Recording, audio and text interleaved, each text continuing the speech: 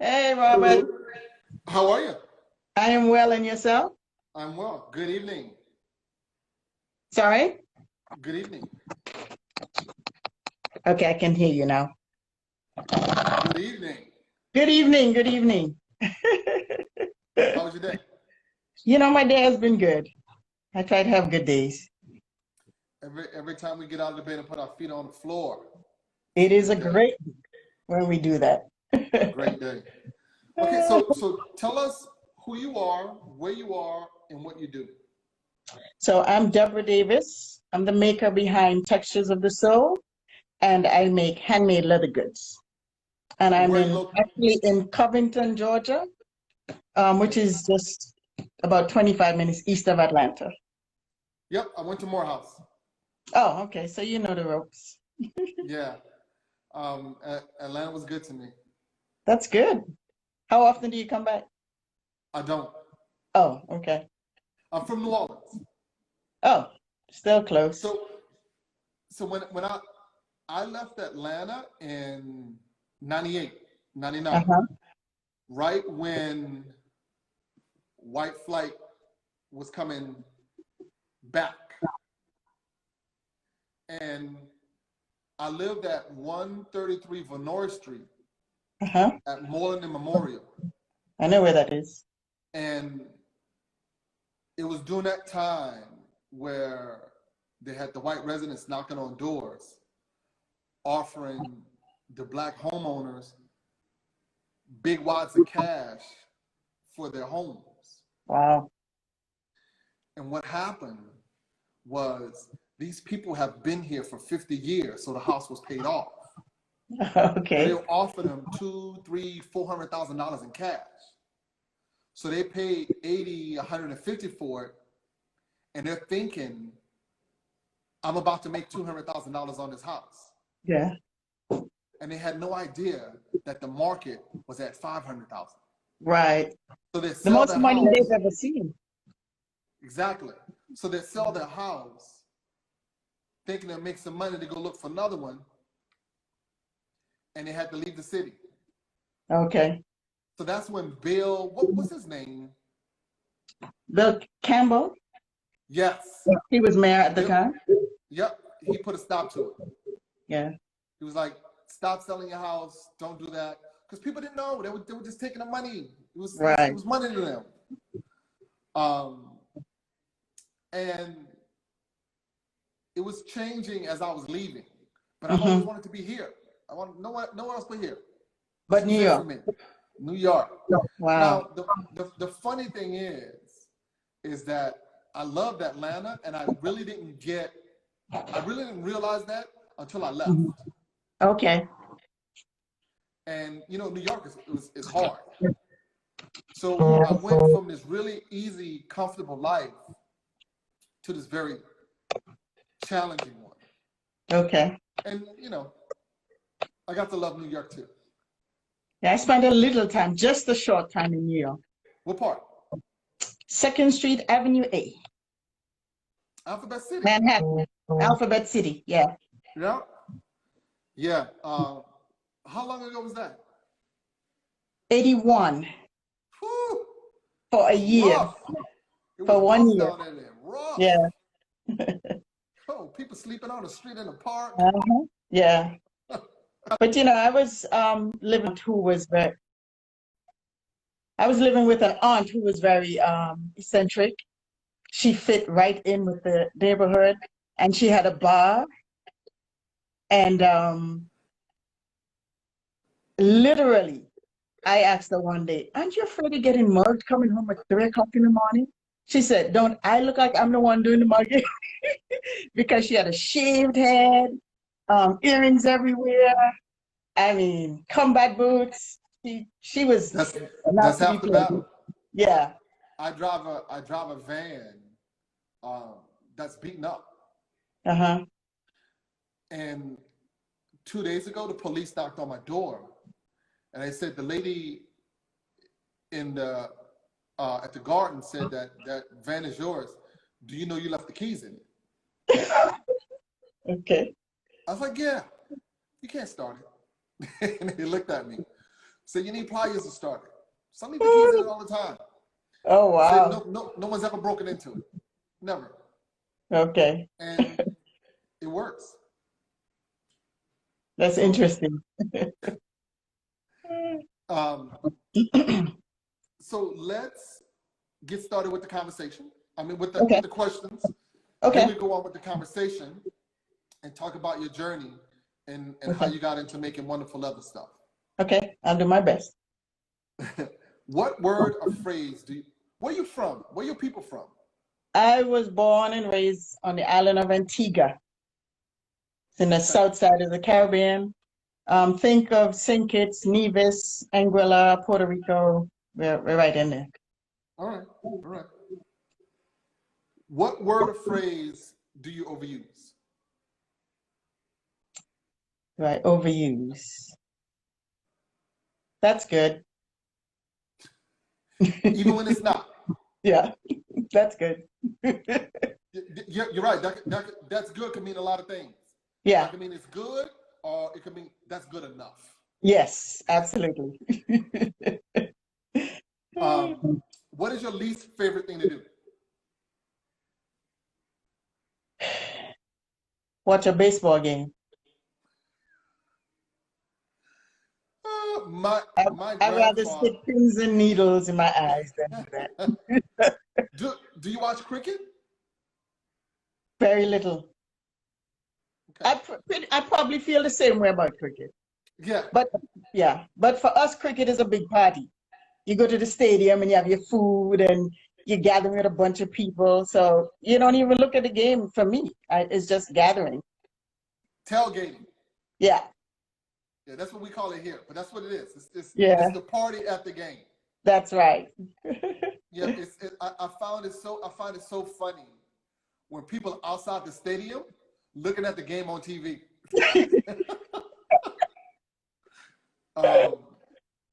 What is your most favorite thing to do? Play golf.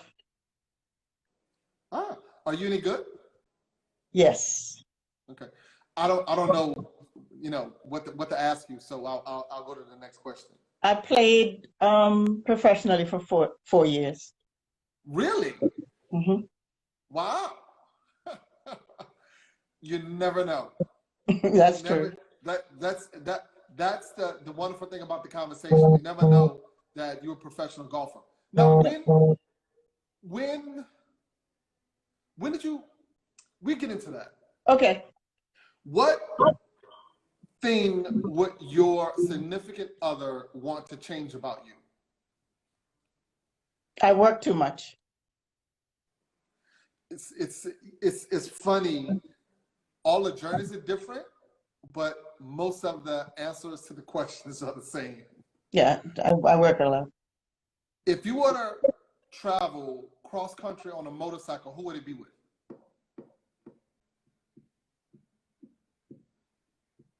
I don't know if I would even want to be with someone because I can ride. You got to bring somebody. Okay. Walter Mays, an ex. Okay, why Walter? Because he's a big motorcycle guy. He brought my interest to it, and he has every kind you could think of, and he's just good at riding. Safety is so big for him, which is what you need on a bike. Yes. Yeah. Okay. What makes you tick? Seeing others do really, really well. Yeah, there is a joy in that. Yeah. Because as they say, the market is big enough for us all. Yeah, there's enough room. Yeah. Yeah. If you were to go to a card game and a possibility of a fight could break out, who would you take? I'd take my nephew in New Jersey, Akeem. He's real quiet until you touch family. Can he play cards?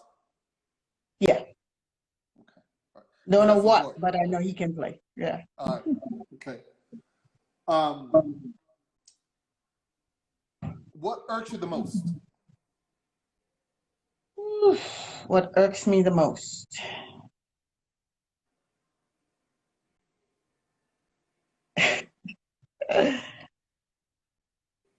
Women cursing in public. I hate it. I hate to see it. I hate to hear it. It's okay if you do it at home, in my mind, but it just you look very different. Okay, okay, so let's talk about this for a second. And I don't cuss. Right. And that used to be one of the words until I took it out. I'm like, I don't cuss, so I don't want to hear anyone's cuss word. Right. Mm-hmm. All right, so a lady using bad language in public gives a certain message. That's how I feel. I feel like it makes you look like a completely different person. And it doesn't at home. Well, I'm not hearing it at home. But you know what I mean? If Yeah. You're right. Yeah, they can do it at home and you don't have to hear it. Right. No, I'm with you. I'm with you. Would you consider yourself old school? Yeah, very much so. Would you also consider yourself a feminist? Not necessarily. If I'm seen that way, I'm not sure that I even do anything to feel that way. As a feminist, you mean? No, not at all. Okay. But you do think women should be paid equal to men? Oh, oh yes, absolutely. Now, this is the issue that I have, right? And this probably has to do with the current climate that we're in. And it's not really an issue. It's something I've observed. There are a lot of Black women who are huge feminists, but because white people has boxed us out of that argument, we don't consider them feminists. Feminists just wants equality. Yeah. And all women, yeah, most I mean, women it's like I played two sports for a living. And even now, the women don't get paid the same thing the men get paid. So if that's what would make me a feminist, then I am. Yeah, no, yeah, right. It's done a lot of things. Now, let me also say that I think pay should be based on your draw. Correct. Like in the NBA, men get paid a lot more than the women. That's completely different than the women being underpaid. Mm-hmm. I agree. I can agree with that. Yeah, the women being underpaid and abused is different than them not being paid equal to men because they don't bring in the same amount of money. Mm-hmm. But within that, if there's a certain contract and that is being used to underpay them, then that is not right. Correct. But So, they also don't get the sponsorship that the men events get. So how do they bring in the money that they want them to bring in when we don't get the sponsorship? They're sponsors who would never sponsor a woman's event, no matter how good they are. So it's a catch-22. that's the chauvinistic, white-dominated world we live in. Right. Mm-hmm. Again, that's a part of this current climate that we're in with fairness and justice. Right. So I agree with you that's a problem. The same thing with women's college basketball. It's not a big draw for whatever reason. Look at the spots you get. Look at when the game is played. Look at who is sponsoring. Look at how much sponsors are willing to spend. So it's not the women and their ability. It's the money behind it where the problem lies. What about attendance? Well, the attendance has a lot to do with the sponsorship and the times events are played and everything that they have access to. They all correlate. I don't, because when they have the women's collegiate tournament, it's posted, they announce it, they cover it on TV. People, for whatever reason, just don't want to go see girls play basketball. And because they don't, that affects the sponsorship. But it's not the Because if same. It's not just women's basketball. We had the same thing in golf. We would have an event. There's an LPGA event, and you can give away the tickets. Can't even sell them. Couldn't but even give them again, away. but that's my point, is that for whatever reason, America or the world is not such a big fan of women's sports. Now, women's Right. soccer is different. Mm-hmm. They've managed to pull in the same thing that the men are doing, and they should have equal pay, Right. if not more, because they've been undefeated for 20 years. Mm-hmm. I won the word 20 years. They've won tournaments. Right. So they demand equal pay in that sense. Mm-hmm. So let's go to the next question. Okay. What sound makes you happiest? Ooh. Making a divot in an approach shot into the green, hitting the purest shot ever. All right. That club making a hole in the grass and watching that grass and the ball fly, the sound that comes from that, I could listen to that sound all day. All right, cool. What sound bothers you the most? What sound bothers me the most?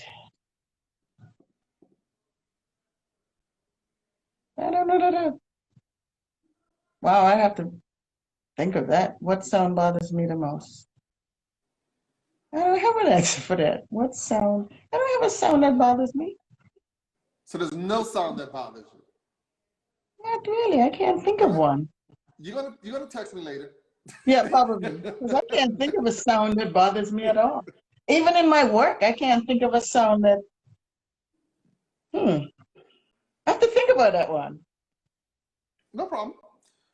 Other than your current profession, what other profession would you like to try? Other than my current profession. Oh, I love what I do so much, Lord. It would probably still be in the same field that I'm in. Is that okay? Just another avenue in it? Yeah. What's that? Um, the whole tanning process of leather. I'd like to get deep in it from start to finish. Like yeah. Okay, why? Because when I look at the finished product that I work with, I know the number of steps it took to get there. I think it's really fascinating that it went from the rough skin to where it is now. I would love to see that process. See it or do it? Do it. Get my hands dirty. Yeah. Would you want that to be a part of your business? No, it's too costly. And that's my point. Is would you want to tan all of the hides and then use that to craft with? Well, that's probably not a good example then, because that is something that would take major, major dollars to get involved in. I would just want to be a part of the process, but getting involved, no. So I guess what I would really like to do as a career outside of that is no, wait a second, because I want to talk to you about that, because that's kind of okay. what I do. Okay. And I'm laughing because everyone says that until you start it, and you get all of these different steps that takes you away from the thing that you started to do. Right. Like, I get a tree, I take that tree, I cut that tree into boards, in the lumber. I have to store that tree, I have to dry that tree, I have to move that tree a few times. After I've paid rent in my yard to dry that tree, I now put that tree inside of a kiln that manipulates the moisture content to a specific point. And I'm paying for that kiln as well. So I take that wood out of the kiln, I bring it in the shop, and then I start to make the furniture. 2 years later. Wow. So I'm one of these people who wanted to start from one end and go to the other. It's too much. Mm-hmm. It is. It's too much. I mean, I'm in it now. It's too much. I get it. It's literally too much to do. And there's an expertise to all of it. Mm-hmm. And if you don't have the money to bring in the people to help you dial that in, you're spinning your wheels. Right. You'll always be behind. And that's where I am. Yeah, Mm-hmm. I make it work, but I'm making it work in my beat up van. I'm not making it work in a Mercedes van. Right. I mean, that's not my style, but I'm just giving you the An analogy. example. Mm-hmm. And I think we sometimes get too caught up in the process Mm-hmm. and not pay attention to the end goal. Right. Right? Your end goal is to make leather goods. But you know what? Part of this is my end goal. It's the process. I brand the stuff that comes from the city and build with it. So maybe there's a lot more tweaking that I need to do. Mm-hmm. And after doing this for 14 years and this way for 8, I hadn't figured it out yet. But there's a guy named Sam Aloof who's an amazing, amazing woodworker who's no longer with us. God bless his soul. He said it took him 30 years to make a profit. Yeah, I remember. Yeah. I ain't trying to live like that. No, I don't have that long yet to go. Right? I don't. So I need to figure it out so I can sleep at night, so I can not stress eat, so I can take a vacation, take a day off. All of those things that make life enjoyable. Right. So what would you want on your tombstone?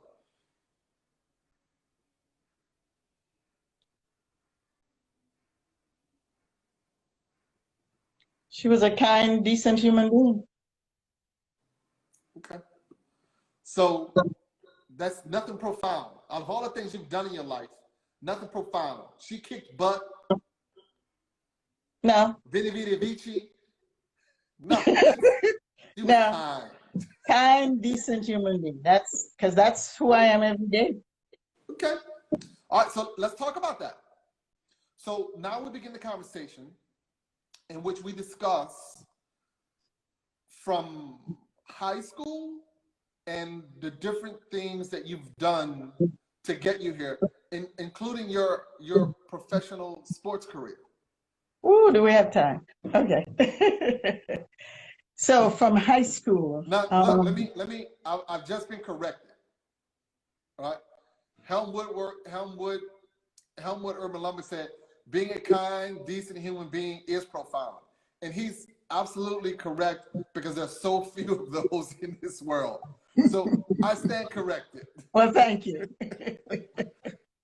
All right, so let's roll. Okay, so in high school, I actually spent a lot of time running track. And I spent a lot of time. That's a big thing in the Caribbean, right?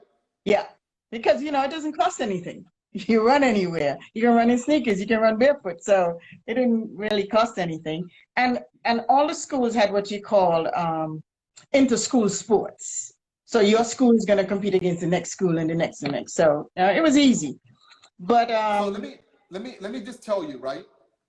All of that gold that you all recently took over the 8 years, we want it all back. Okay. All of that track gold, we need it all back in America on this soil. Okay. Just so you know that. Okay. So I kind of got bored with running because it was one of those things where it's like a, big fish in a small pond kind of thing.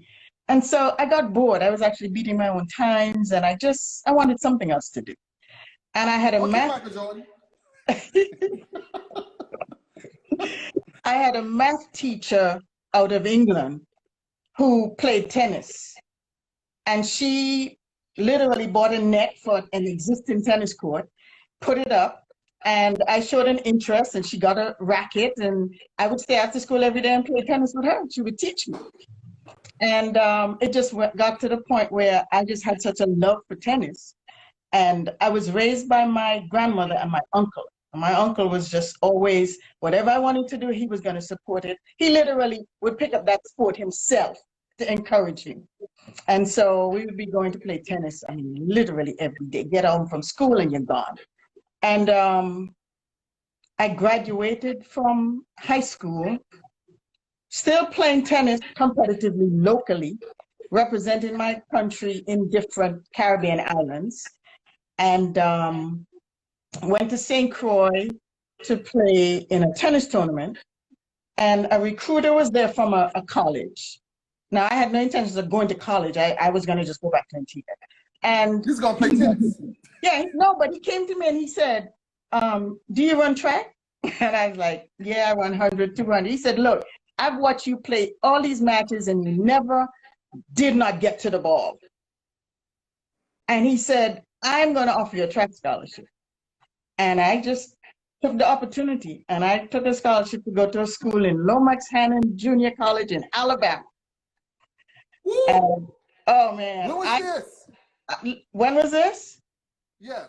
81. What part of Alabama? Lomax Hannon in Greenville, Alabama. I was there for one semester, okay?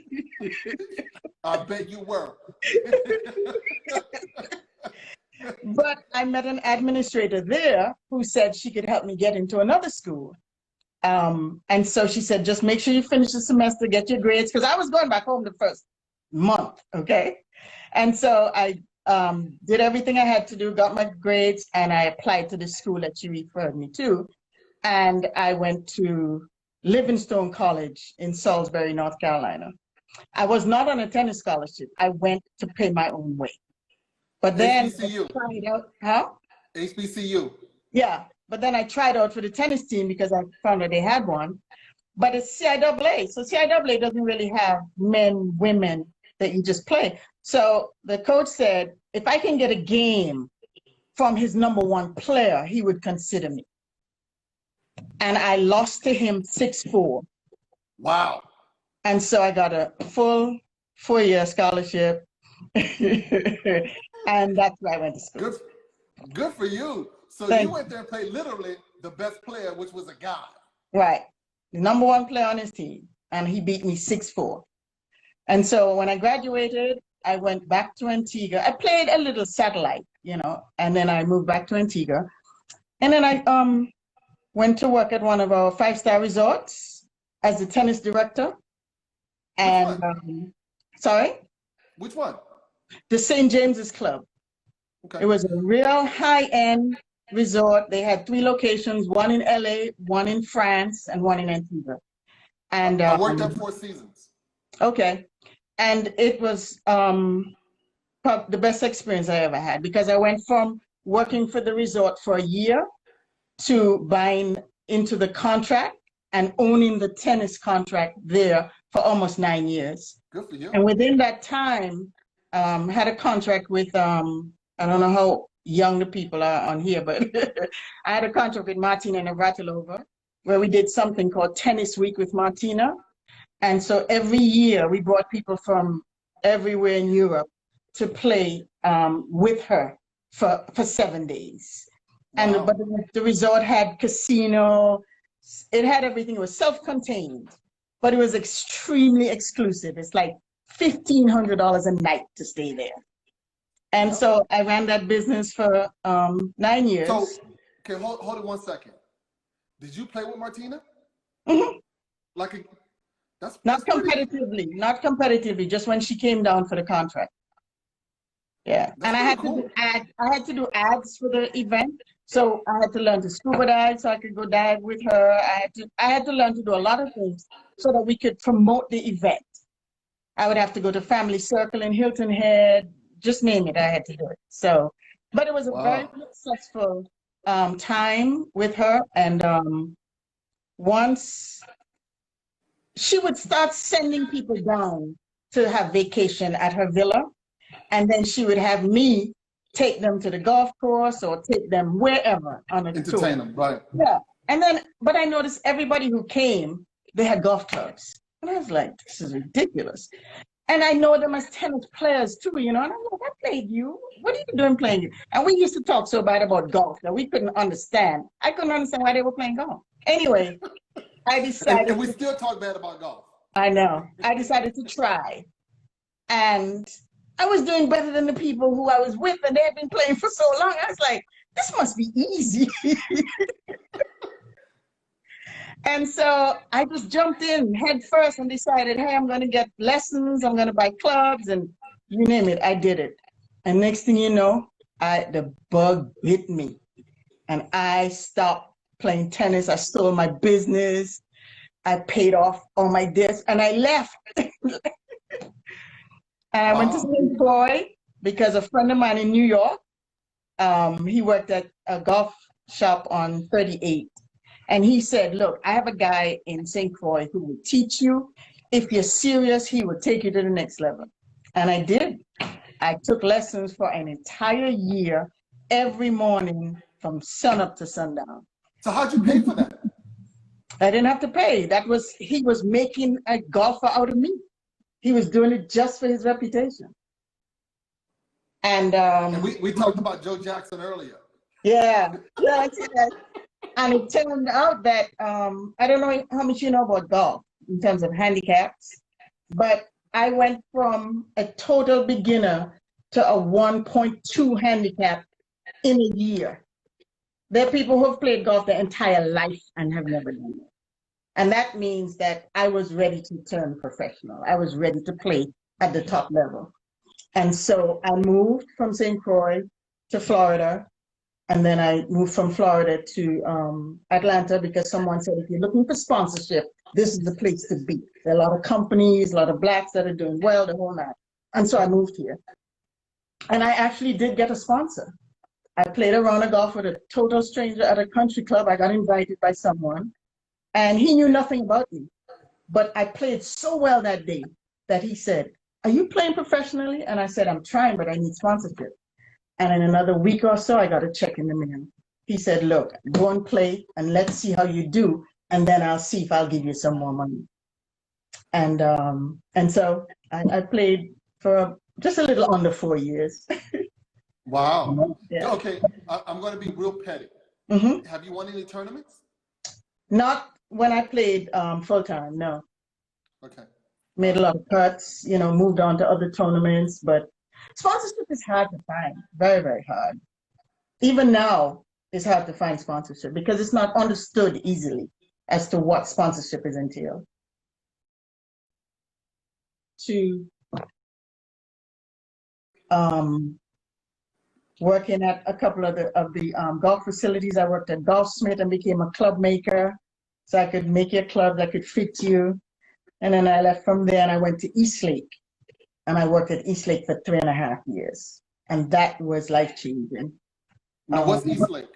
Eastlake Golf Club. They now do the FedEx Cup. They do the FedEx Cup every year. That's where it's held. And what'd you do there?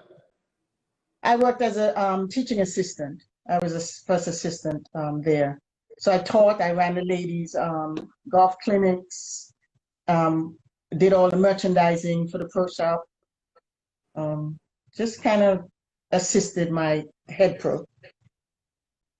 Why was that life-changing? Huh? Why was that life-changing? The people I met, the way they ran the business, I learned a lot. The owner, you could talk to him real easy, and I soaked him up as much as I could.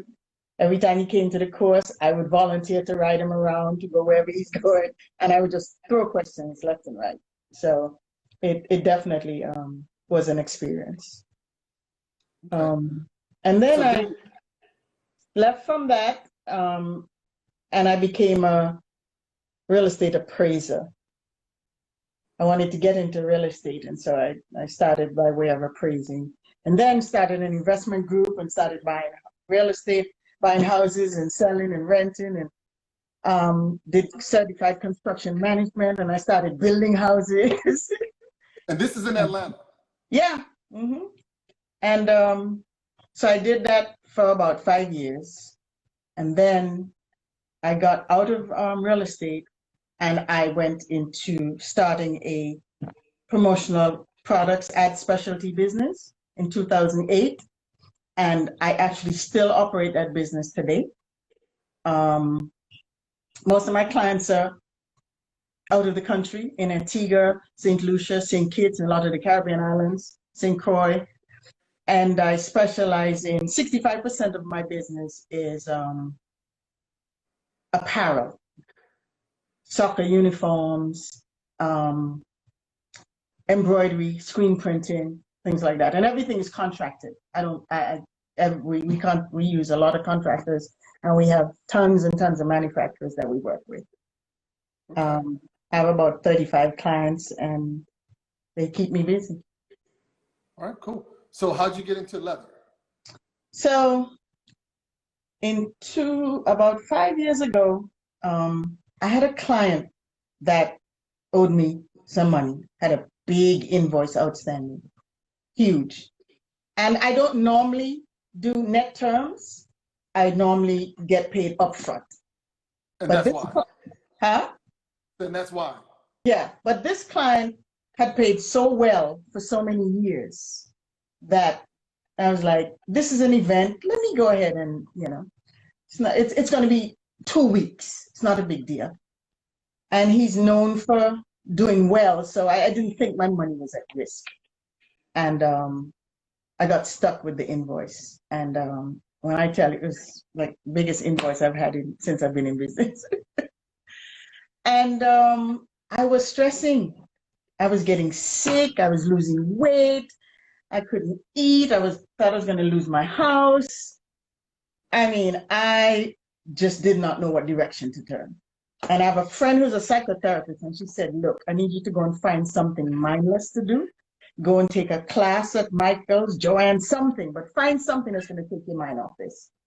And I did. I went to a class to learn how to make jewelry, make bracelets, and I did that. And a couple of weeks went by, and I started selling them because everybody would see me with one and ask for one. And next thing you know, I'm in the jewelry business. And one day, a friend of mine said, you should make some cuffs. I didn't even know what that was. And she said, yeah, cuffs, the leather cuffs, like a leather bracelet. I looked at a video on YouTube and I saw somebody, how they made one. And I went in my closet and I took out like 3 belts and cut them up and started making cuffs. And every time I left the house, I would sell one. And then friends would start asking me, to make it. But then I just wasn't satisfied. And so I went to Tandy Leather and I took a class.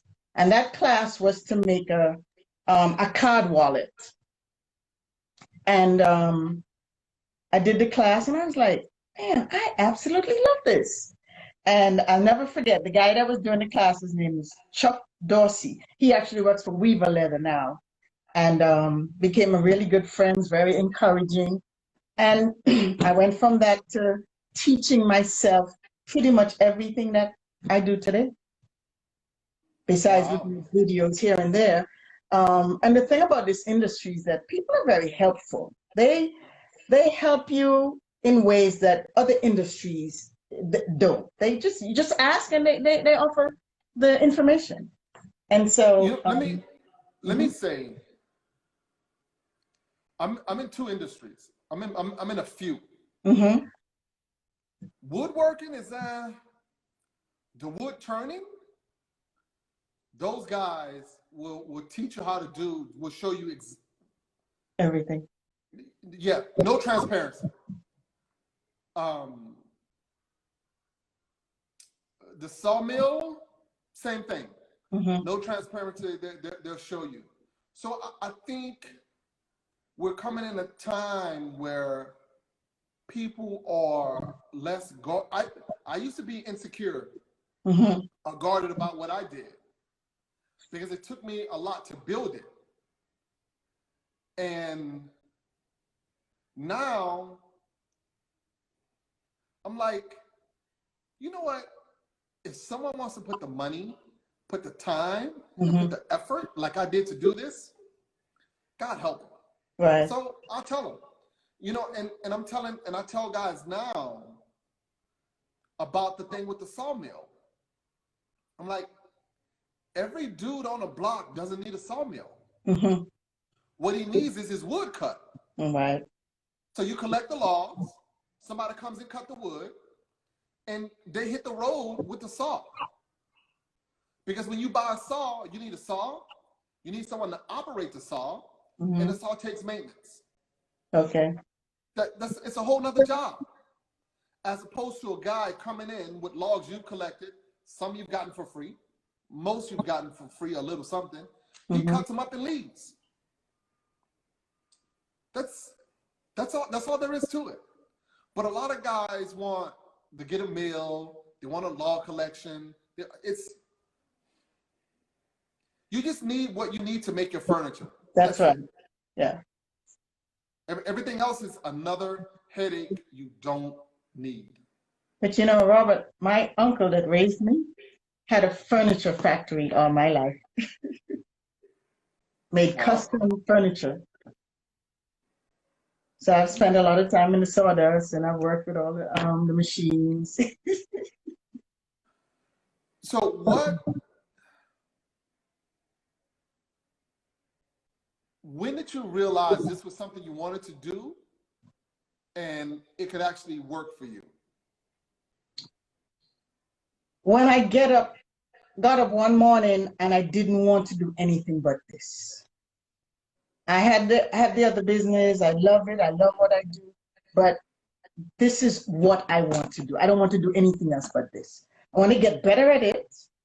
I want to learn how to do some other things, but I don't want to do anything else but this. Nothing else. That's when I get up in the morning. If I can come upstairs and do exactly this, nothing else outside is happening to me. Nothing exists. Right. And I think that's the wonderful thing about the conversations in the journey. And the guy who said the profound thing was being decent, kind, is every level of the process is learning for someone else. Right. And I'm glad you said that, because one of the goals that I have down the road is, currently I go to group homes. I can't show what I do because I can't expose them, right? But the joy I get when I go to these group homes and these young boys are there, and the person who's running the group home says, I don't know how you're going to keep their attention for 3 hours when I can't keep their attention for 30 minutes. And I'm there for 5 hours. And they are so proud of themselves, of the wallet they just made. And they're joshing with each other about, hey man, I'm going to take your money and put it in my wallet. That's what I want to do. Be able to teach the young men and women, especially if they're aging out of foster care and don't have the ability to go to college. I want to be able to teach them this business. And so my goal is to have a facility where all the teaching is taking place in one side of the building. We're selling merchandise on the other. Just everything you could think of to do in leatherwork, that they can make a life for themselves. If they don't want it after, that's okay. But I'm going to give you the opportunity to learn it. Right. Yeah. At least they have it to fall back on. Yeah. I go to private schools now and teach the kids how to make their own belts. And parents come back and tell me that, you know, he never wants to wear a belt. Now he wants to, the first thing he grabs is his belt, you know, because he made it. Yep, he's attached to it. Yeah. So what's next for you? What's next for me? to grow this business where I can hire people. So I've already put the blueprint in place. They know exactly how to cut, how to sew, how to do everything. And I'm just managing them, managing people. But I want to be able to hire, to employ people. Because at some point, before I leave this earth, I don't know when that will be, but before I do, I'm going to have shops in all the airports in the Caribbean. We're going to have airport shops, whether those products are made by the youngsters or not, but that's what's going to happen to the merchandise that's being created here. Okay. So who is your clientele currently? Currently, I have more golfers purchasing from me because that's the arena I came from.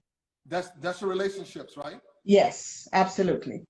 You know, that's and I tell people that relationships in whatever you do is very, very important.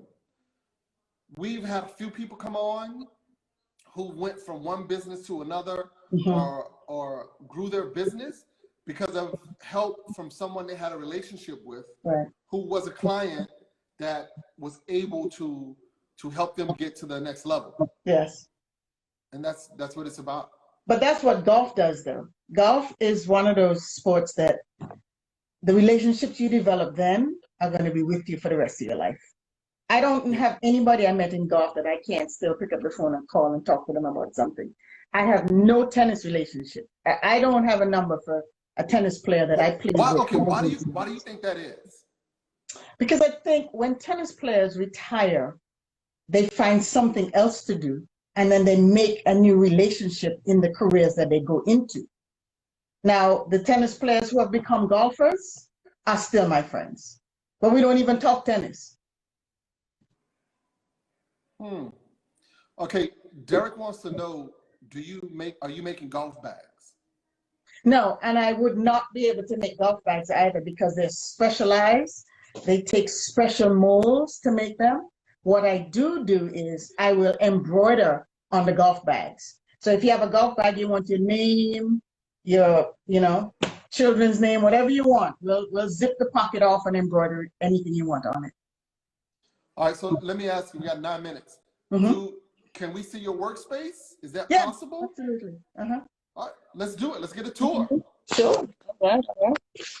So I'll flick my camera around, right? There we Bingo. go. All right. So I have a 3-bedroom house that has literally turned into 1 bedroom because it consumes everything that I do here. So this is let's go over here. I have a sewing machine, but it very rarely gets used unless it's volume, because I still like to hand stitch. And I also have a lot of people who request hand stitch products. It's just one of those things that, to me, the product looks nicer. The stitch stands out, the type of thread you have to use, things like that. So I still hand stitch. These are some of the stitch ponies that I use to stitch with. Put the leather inside in between those. So most of the stuff is hand stitching? Yes. This is what you call my pounding station, where I do all my, not a lot of the cutting, but a lot of the adding rivets and things like that, because you have a hard surface. This is a granite top, and you need that for the pounding. And those are all, in leatherwork, almost everything you do needs a tool. And so these are all the tools. You want good lighting, really, really good lighting. You want to be able to bring the light down to the product to see what's happening. Okay. Over here, you have a few pieces of leather. I have a lot of hardware here. Things like buckles for belts. I make a lot of belts. That's the main thing I make more than anything. I was about to ask, what's your belts? Male or female belts? Either, doesn't matter. The buckle is what tells the difference, as well as the width of the belt. Okay. See, like these. There we go. So let's see more products. Got it. Okay. These are finished belts, and some of them are actually belts that people want to keep their buckle.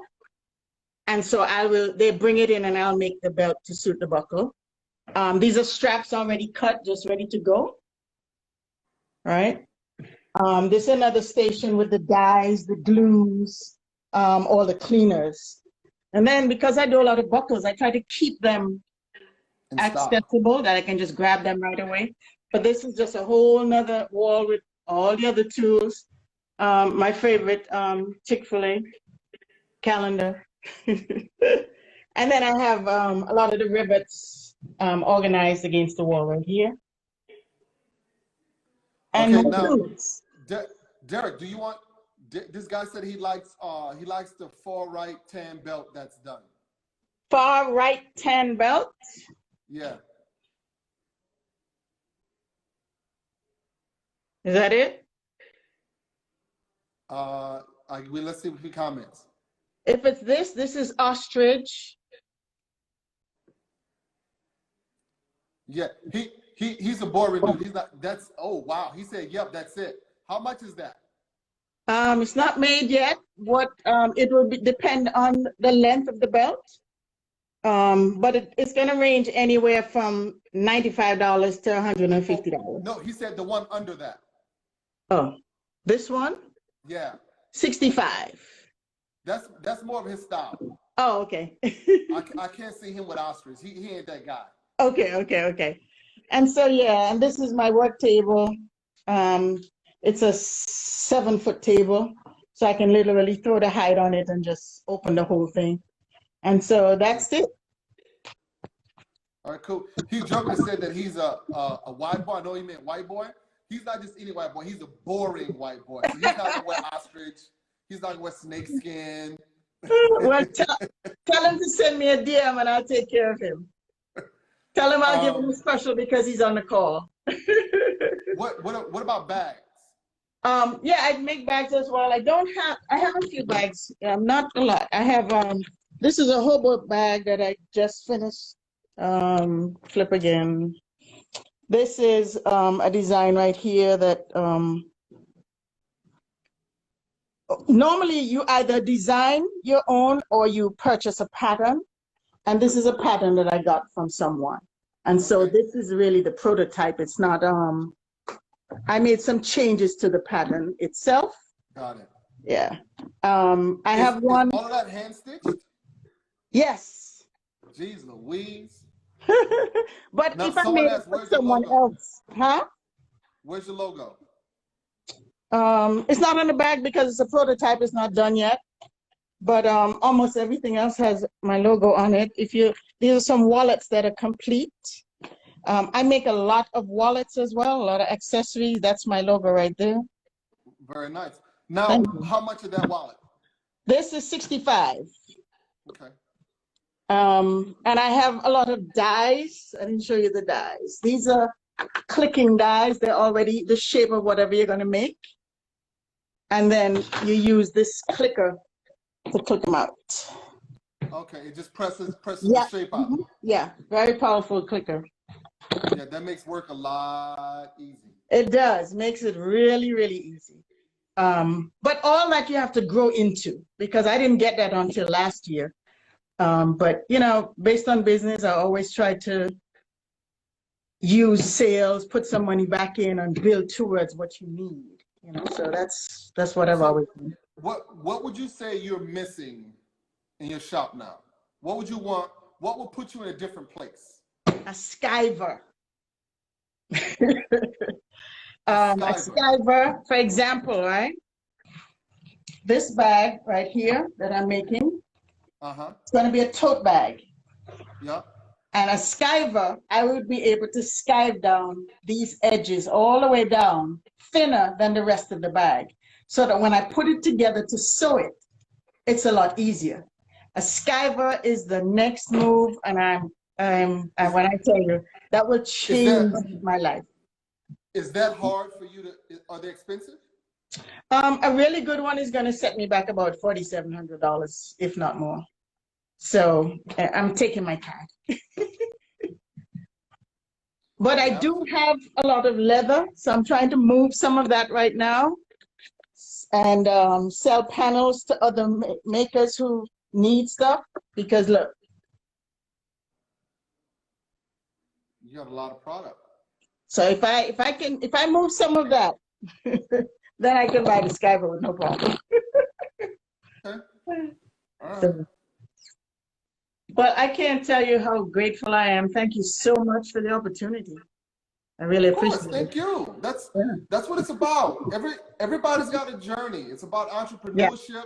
Mm-hmm. It's about the process, and you know whether you at step 2 or step 22, Mm-hmm. there's inspiration and a lesson there. Yes.